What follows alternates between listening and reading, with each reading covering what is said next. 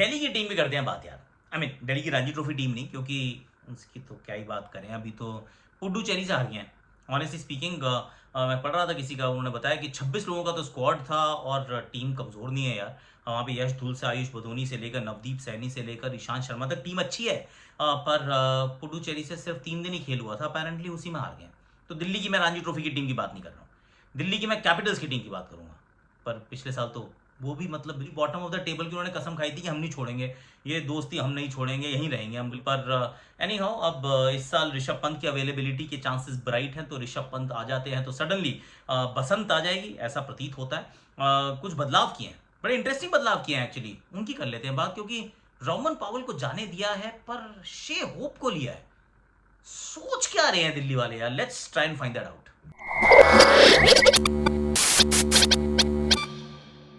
Chopra ji cricket Chaupal में आप सभी का हाथ जोड़ के स्वागत है। और कल के ऑडियो के लिए थोड़ी सी माफी है, वो एक्चुअली फोन में दिक्कत हो रही थी यार। मतलब माइक वाइक लगा के भी काम कर रहा था, पर वो ऐसा लग रहा है पीछे से कोई पानी ड्रिप कर रहा है, tip tip tip tip tip बरसा पानी, ऐसा प्रतीत हो रहा था। और आपकी बात बिल्कुल सही थी, तो उसके लिए एक सेकंड कान पकड़ के हाथ जोड़ के माफी कि अच्छा नहीं था, आपका एक्सपीरियंस ऑफ वॉचिंग अच्छा ना हो तो मजा नहीं आता।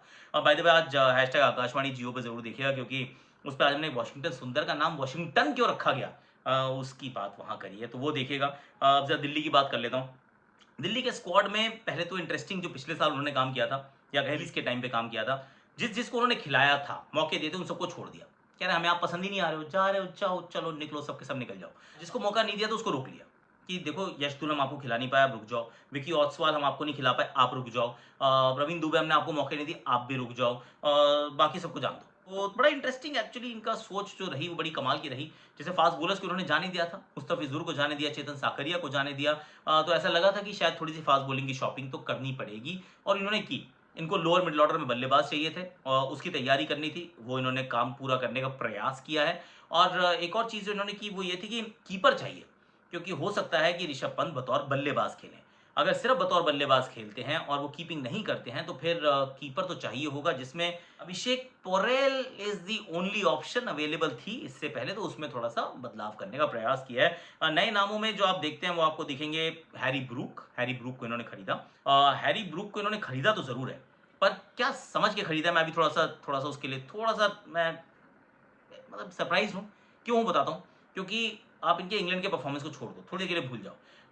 जब ये खेले हैदराबाद के लिए तो इन्होंने एक 100 बनाया, वो ओपन करते बनाया। उसके बाद जब जब इन्होंने नीचे बैटिंग की, इन्होंने कुछ नहीं किया।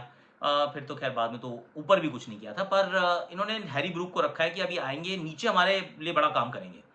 इनके पास ऊपर बैटिंग करने वाला फिल सॉल्ट था, जिसने अच्छा भी किया था, उसको इन्होंने जाने दिया है। पर इन्होंने हैरी ब्रूक को रखा है as a lower middle order और मिडल ऑर्डर बैटर।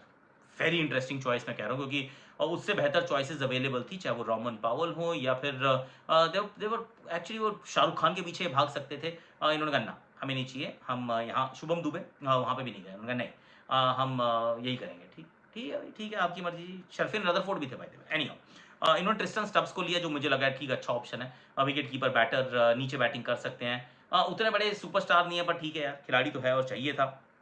इनके पास अब रिकी भुई और कुमार कुशाग्र हैं। कुमार कुशाग्र के लिए इन्होंने बहुत पैसे वैसे संभाल के रखे थे कि ये तो हमें खिलाड़ी ज़रूर चाहिए।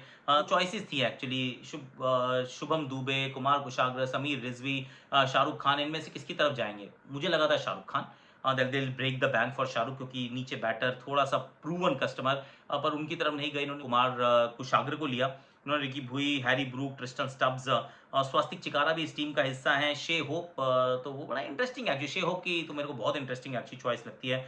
उसके बाद इन्होंने फास्ट बॉलिंग में रसीक दार को लिया।